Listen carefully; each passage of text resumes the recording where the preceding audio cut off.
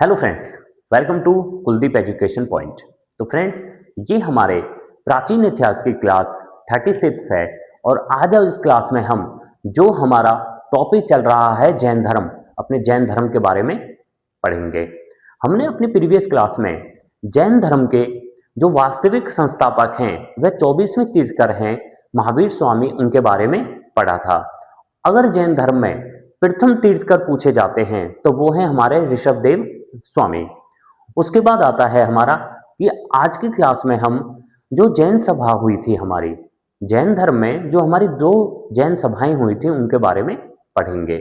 हमारी जो पहली जैन सभा हुई थी वो हमारी 322 ईसा से 298 ईसा पूर्व तक, मतलब इनके मध्य हुई थी। और ये सभा हमारी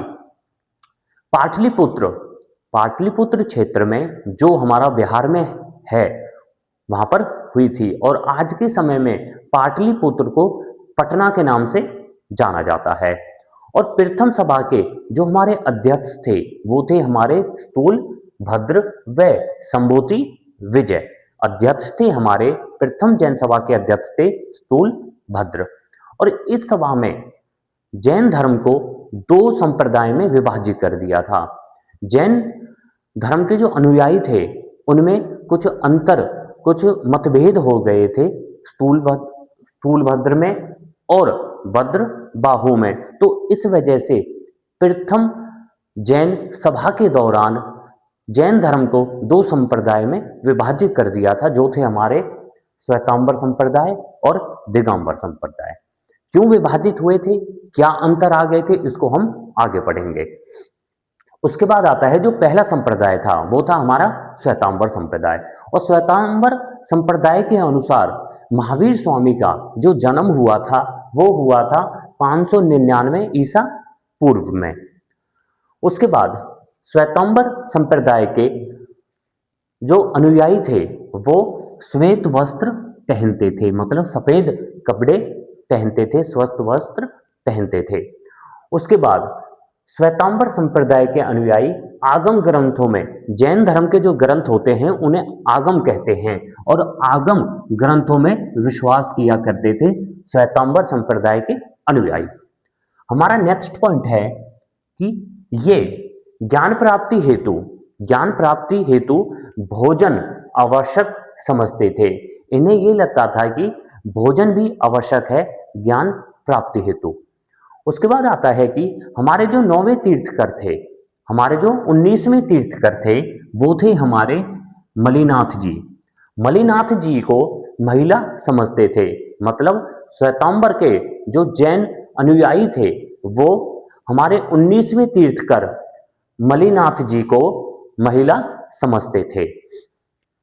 नेक्स्ट पॉइंट है हमारा कि श्वेतांबर संप्रदाय के जो उपसंपाद हैं वो हैं हमारे डुडिया, पुजेरा, डेरावासी, स्थानक वासी। तो क्वेश्चन ये आएगा कि यह बताइए कि निम्न में से कौन सा श्वेतांबर उपसंप्रदाय नहीं है। तो हमारे 3 ऑप्शन रहेंगे, ये एक हमारा कोई भी अलग ऑप्शन रहेगा। हमारा नेक्स्ट पॉइंट है कि श्वेतांबर संप्रदाय में जो हमारी 2 विधियां थी, संलेखना विधि और हमारी संथारा विधि। तो श्वेतांबर संप्रदाय में संलेखना विधि से ज्ञान प्राप्ति होती थी। ये मानते थे कि ज्ञान प्राप्ति के लिए संलेखना विधि आवश्यक है। उसके बाद आता है कि हमारे जो श्वेतांबर हैं, श्वेतांबर संप्रदाय के जो संस्थापक माने जाते हैं, जो अध्यक्ष माने जाते हैं, वो हैं हमारे स्थूल भद्र। और स्थूल भद्र का जो जन्म हुआ था वो हुआ था हमारा राजगृह में, और राजगृह है हमारा मगध में। मगध की राजधानी थी जो बनाई थी बिंबिसार ने। उसके बाद आता है कि स्थूल भद्र के जो अनुयायी थे, स्थूल भद्र के ये श्वेतांबर संप्रदाय के जो अनुयायी थे वो भगवान को मानते थे। श्वेतांबर संप्रदाय के लोग यह मानते थे कि महिला भी मोक्ष प्राप्त कर सकती है, मतलब महिला भी मोक्ष प्राप्त कर सकती हैं। ये मानना था हमारे श्वेतांबर संप्रदाय के जो अनुयायी थे उनका। उसके बाद आता है कि इस संप्रदाय श्वेतांबर संप्रदाय के अनुसार जो महावीर स्वामी थे, महावीर स्वामी को विवाहित दिखाया गया है। इनका मानना था कि महावीर स्वामी विवाहित थे और इसी प्रकार से इन्होंने महावीर स्वामी को गृहस्थ अवस्था में भी दर्शाया गया है।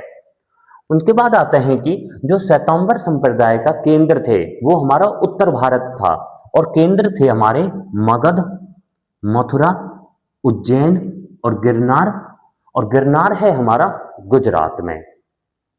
उसके बाद आते हैं कि श्वेतांबर संप्रदाय के लोग जो मूर्ति की पूजा करते थे या जिस मूर्तियों को मानते थे उनमें मूर्तियों को वस्त्र सहित दिखाया गया है, मतलब मूर्तियों को भी वस्त्र पहनाया गया है। और मूर्तियों की मतलब जो महावीर स्वामी की आंखें होती थीं उन आंखों को खुली दिखाया गया है। उसके बाद आता है हमारा दूसरा संप्रदाय जो है हमारा दिगंबर संप्रदाय। और दिगंबर संप्रदाय में महावीर स्वामी की जो जन्म तिथि बताई गई है वो है हमारी 540 ईसा पूर्व। श्वेतांबर में बताई गई है 599 और दिगंबर में बताई गई है 540 ईसा। उसके बाद आते हैं कि दिगंबर संप्रदाय में यही मानना था कि जो जैन भिक्षु हैं वो नग्न रहकर तपस्या करते हैं, मतलब वो अपने सारे वस्त्र उतारकर नग्न अवस्था में तपस्या करेंगे। और सबसे पहले वस्त्र उतारकर नग्न रहने की जो आदेश दिए थे वो दिए थे महावीर स्वामी ने। इस संप्रदाय में महिलाओं के लिए मोक्ष संभव नहीं था।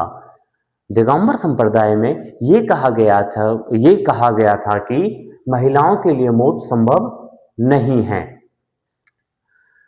इनका मत था कि आदर्श साधु जो जैन धर्म के भिक्षु हैं या जैन धर्म के जो आदर्श साधु हैं वो भोजन प्राप्त नहीं करेंगे। 19वें जो तीर्थकर थे हमारे मलिनाथ जी को इस संप्रदाय के लोग, इस संप्रदाय के अनुयायी पुरुष समझते थे। उसके बाद आता है कि महावीर स्वामी को अविवाहित समझते थे। श्वेतांबर के लोग महावीर स्वामी को विवाहित समझते थे और दिगंबर संप्रदाय के अनुयायी महावीर स्वामी को अविवाहित समझते थे। उसके बाद दिगंबर संप्रदाय में जो मूर्तियां हुआ करती थी वो निवस्त्र हुआ करती थी, मतलब उन मूर्तियों पर कोई भी वस्त्र नहीं हुआ करता था। और जो आंखें हुआ करती थी मूर्ति की वो आपकी आधी खुली रहती थी और आधी बंद रहती थी। महावीर स्वामी को सन्यासी रूप में दिखाया गया है क्योंकि महावीर स्वामी को ये संप्रदाय अविवाहित समझते थे, इस वजह से महावीर स्वामी को सन्यासी रूप में दिखाया गया है। उसके बाद आते हैं कि दिगंबर संप्रदाय का जो केंद्र था वो था हमारा दक्षिण भारत। वो थे हमारा दक्षिण भारत, मध्य भारत और राजस्थान के कुछ क्षेत्र। उसके बाद आते हैं कि दिगंबर संप्रदाय के जो उप संप्रदाय हैं, दिगंबर संप्रदाय के जो उप संप्रदाय हैं वो हैं हमारे बीसपंथी, थेरापंथी, तारनपंथी और तोतापंथी। तो ये हैं हमारे उप संप्रदाय जो हमारे दिगंबर संप्रदाय के हैं।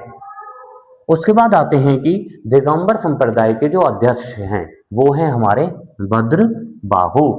श्वेतांबर के हैं हमारे स्थूलभद्र और दिगंबर के हैं हमारे भद्रबाहु।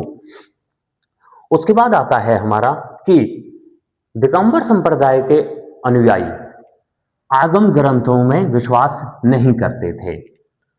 संथारा विधि से मोक्ष प्राप्त होता है ये मानते थे हमारे दिगंबर संप्रदाय।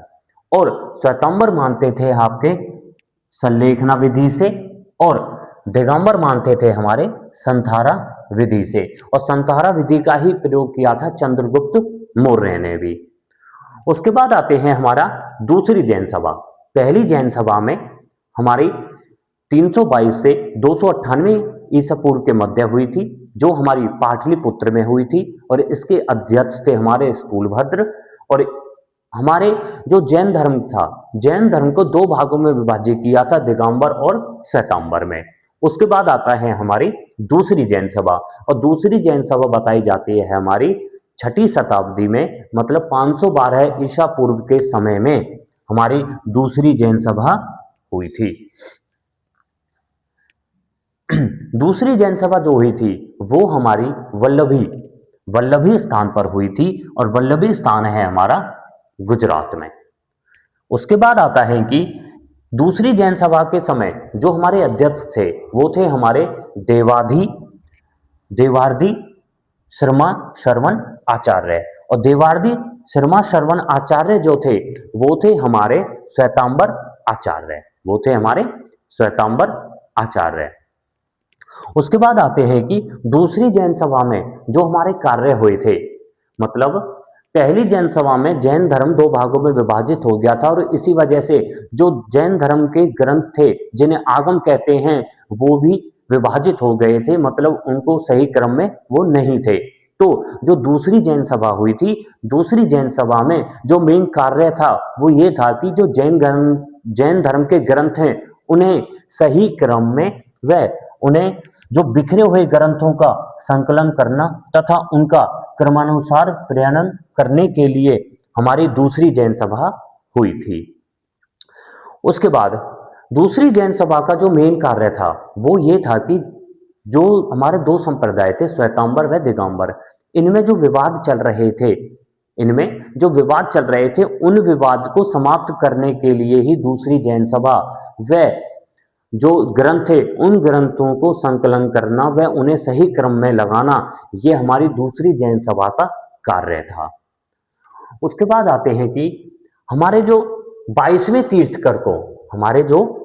तीर्थकर थे अशिष्ट नेमी को भगवान कृष्ण के समकालीन बताया गया है, और अरिष्ट नेमी का जो उल्लेख मिलता है वो मिलता है हमारे सबसे प्राचीन वेद ऋग्वेद में।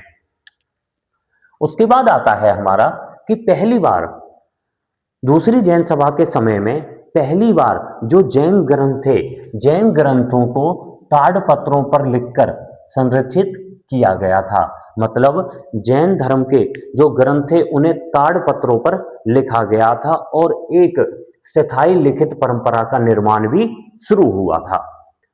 नेक्स्ट पॉइंट है हमारा कि दिगंबर की ऐसे क्या परिस्थिति हुई थी कि जैन धर्म दो भागों में विभाजित हो गया था। तो 322 से 300 ईसा पूर्व में मगध में 322 से 300 ईसा पूर्व में मगध में 12 साल अकाल पड़ा था, और इस समय जो स्थूलभद्र भद्रबाहु आचार्य दोनों ही मगध में जैन धर्म का प्रचार कर रहे थे। और मैंने आपको बताया स्थूलभद्र का जो जन्म हुआ था वो राजगृह में हुआ था। तो मगध में 322 के आसपास, मतलब 300 ईसा पूर्व के आसपास स्थूलभद्र व भद्रबाहु मगध में जैन धर्म का प्रचार कर रहे थे। तो वहां पे 12 साल लंबा अकाल पड़ा था, जिससे परेशान होकर भद्रबाहु ने अकाल की वजह से दक्षिण भारत जाना चाहते थे। मतलब भद्रबाहु ने यह बोला था स्थूलभद्र से कि दक्षिण भारत चलते हैं, जब अकाल समाप्त हो जाएगा तो हम वापस आ जाएंगे, परंतु स्थूलभद्र ने इसको मना कर दिया था। स्थूलभद्र भद्रबाहु के साथ दक्षिण भारत जाने के लिए तैयार नहीं हुए थे। तो भद्रबाहु चंद्रगुप्त मौर्य के साथ श्रवणबेलगोला जो हमारा कर्नाटक में है, जो कर्नाटक में है, वहां पर चले गए थे, और उनके साथ चंद्रगुप्त मौर्य भी गए थे।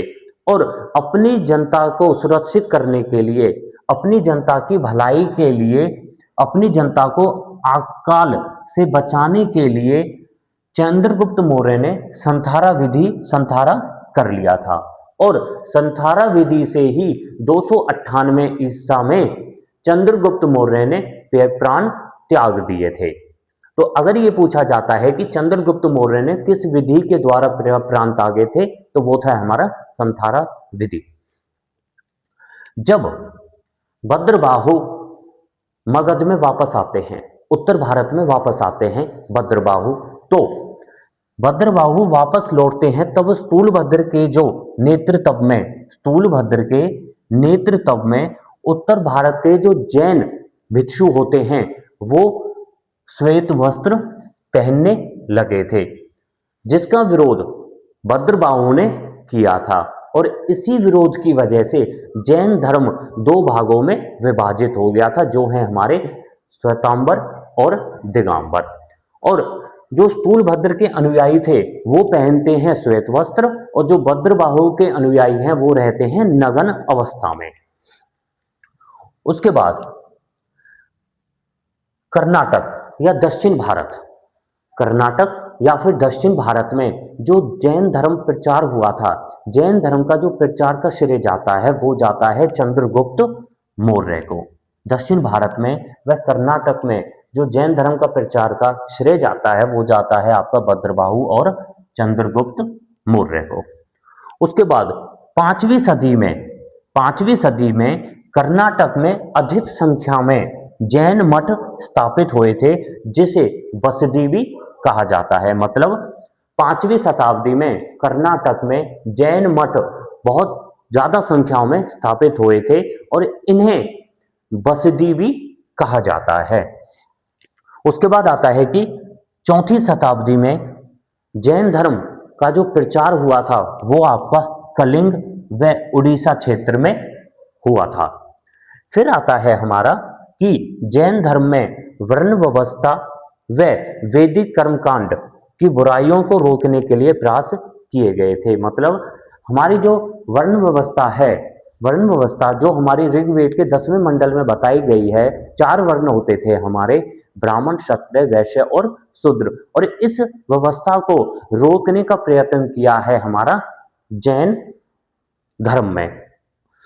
तो फ्रेंड्स, ये थी हमारी जैन धर्म की क्लास, जिसमें आज हमने जैन धर्म की जो हमारी 2 सभाएं हैं उनको पढ़ा है और श्वेतांबर और दिगंबर में हमारे कौन कौन से अंतर हैं उनको भी किया है।